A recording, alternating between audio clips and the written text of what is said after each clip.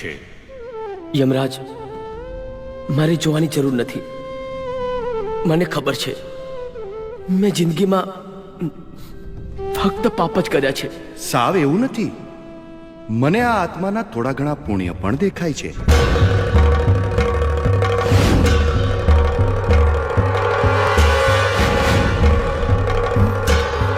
હે યમરાજ, મેં પાપ તો ગણ્યા નહીં એટલા કર્યા છે, પણ આ પુણ્ય મારા ખાતામાં ક્યાંથી આવ્યા એ ખબર ના પડી।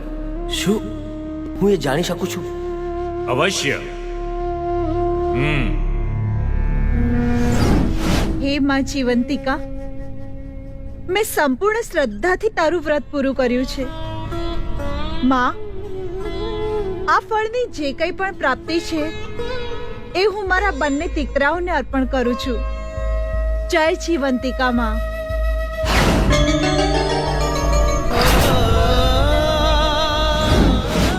બસ બસ બસ, એ ઊભી રાખ બેટા।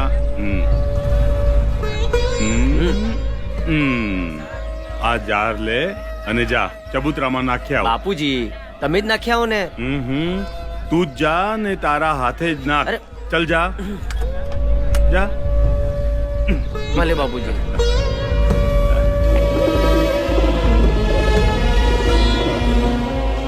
હે ભગવાન, આ જબરજસ્તી મારા દીકરા પાસે પુણ્ય કરાવું છું। એને હજી સમજણ નથી કે આવા નાના નાના પુણ્યો જ ક્યારેક ખરા ટાણે કામ આવે છે।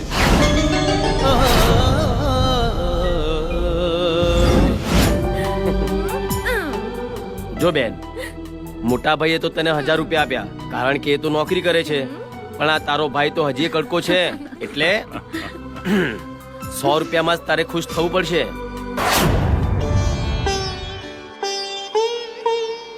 સાહેબ, બોલો। આલ્યો 1100 રૂપિયા ગાયોના ઘાસચારા માટે। રસીદ કોના નામે લેવાની છે બેટા? સાહેબ, રસીદ અને દાનનું પુણ્ય મારા બંને ભાઈઓના નામે।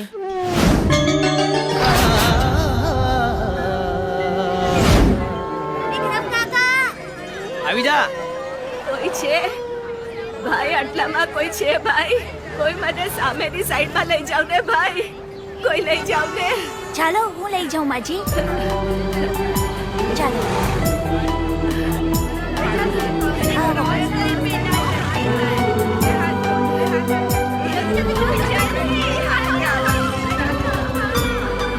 આવી ગયા માજી। ભલે દીકરા, ભગવાન તારું ભલું કરે। માજી, આશીર્વાદ આપવા જ હોય તો આ મારા કાકાને આપો, બહુ જ બગડી ગયા છે। તારા કાકાને પણ મારા બહુ બહુ આશીર્વાદ છે, એમને પણ ખૂબ જ પુણ્ય મળે।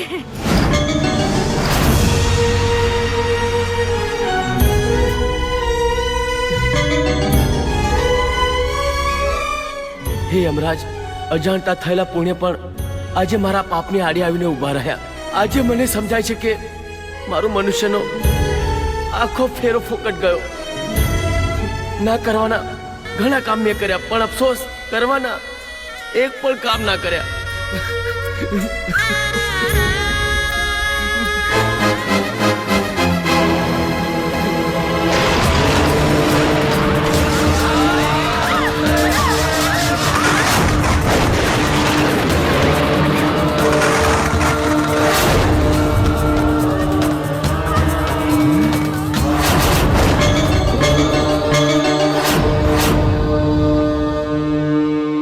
પ્રભુ, આશ્ચર્યમ આશ્ચર્યમ!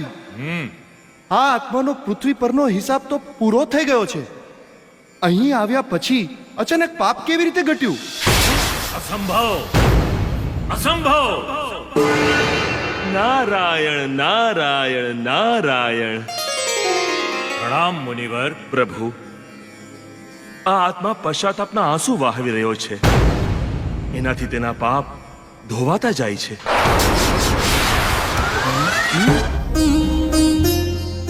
હે યમરાજ, મહામૂલો મનુષ્યનો અવતાર મળ્યો અને જે ફરજો અધૂરી રહી એ પૂરી કરવા માંગુ છું।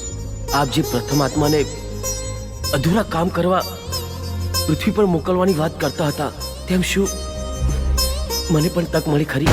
હે આત્મા, પ્રથમ આત્માના પુણ્યની ઊંચાઈ સ્વર્ગની ઊંચાઈ કરતા પણ વધુ છે, પરંતુ તું તો અસંખ્ય પાપો કરી નર્કના દરવાજે ટકોરા મારી રહ્યો છે, એટલે તારા માટે એ અસંભવ છે. હે યમદેવ, આ ભલે ભગવાન કહેવાઓ, પણ ભગવાન તો એને કહેવાય જેના ભક્તો હોય. અને આ સમસ્ત પૃથ્વી લોકમાં આપની ભક્તિ ફક્ત એક જ વ્યક્તિ કરે છે, અને એ વ્યક્તિ આ આત્માની માં છે. અને એ માં પાસે પૃથ્વી પર પરત જવા માટે આ આત્મા યાચના કરી રહી છે. પ્રભુ, શું ભગવાન થઈને તમે એની આ ઈચ્છા પૂર્ણ નહીં કરો? મુનિવર, આપ તો જાણો જ છો, હું કોઈ પણ આત્મા માટે મારી સત્તાનો ઉપયોગ ત્યારે જ કરી શકું જ્યારે એના પુણ્યનો ઘડો છલકાઈ ગયો હોય. પુણ્યનો ઘડો છલકાઈ ગયો હોય. છલકાઈ ગયો હોય. ક્ષમા કરજો પ્રભુ, આ આત્માના પુણ્ય ખૂટે છે, અને એ જ કારણસર જો આપના હાથ બંધાયેલા હોય તો ભલે મને મોક્ષ પ્રાપ્તિ ન થાય. મારા બધા જ પુણ્યો આ દુઃખી આત્માને અર્પણ કરું છું. હા પ્રભુ.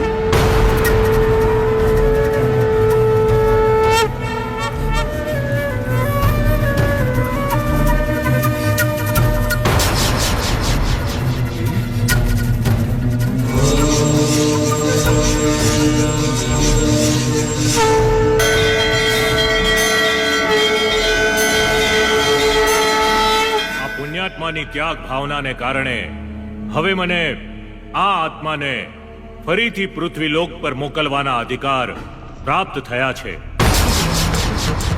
એટલે હે આત્મા, અમુક શરતોને આધીન હું તને ફરીથી મનુષ્ય અવતાર ધારણ કરવાનું વરદાન આપું છું.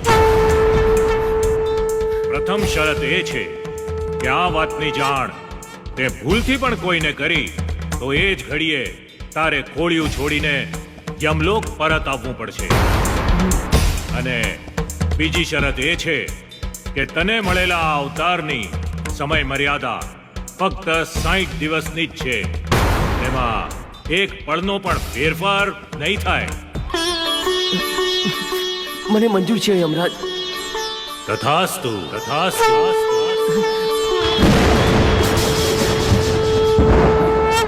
અચાનક આ શું થવા માંડ્યું?